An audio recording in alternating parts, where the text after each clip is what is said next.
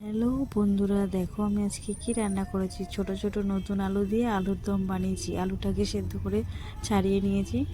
তার জন্য মশলা জিরে বাটা, আদা বাটা, লঙ্কা বাটা, এই যে কড়াইতে তেল দিয়ে দিয়েছি। তেল গরম হয়ে গেছে, গোটা গরম মশলা ফোড়ন দিয়ে দিয়েছি। এবার তেজপাতা দিয়ে দিয়েছি।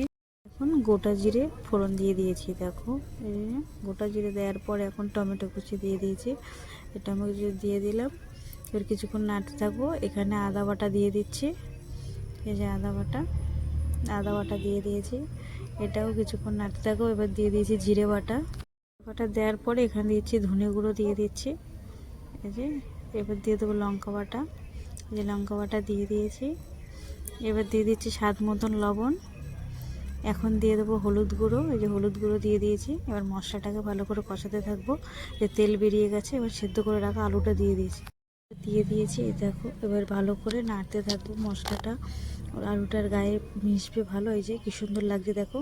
আলুটা মশলা দিয়ে ভালো করে নাড়তে নাড়তে ওটা কষানো হয়ে গেছে। এবার এখানে জল দিয়ে দিয়েছি।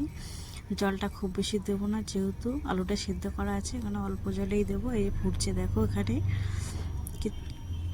এটা ফুটছে। এবার গুঁড়ো গরম মশলা দিয়ে দিয়েছি। এবার ধনেপাতা কুচি দিয়ে দিয়েছি। দেখো তরকারিটা আমার হয়ে এসছে। দেখো এটা আরেকটুখানি ফুটবে। ফোটার পরে দেখো এই যে তরকারিটা পুরো রেডি হয়ে গেছে। এটার ভাত, রুটি, পরোটা যেটা দিয়েই খাবে দারুণ লাগবে খেতে। দেখো তরকারিটা পুরো এখানে কমপ্লিট হয়ে গেছে। এই যে দেখো বন্ধুরা, একদম কে কে খেতে ভালোবাসো আমাকে কমেন্টে জানিও। চলো টাটা, বাই।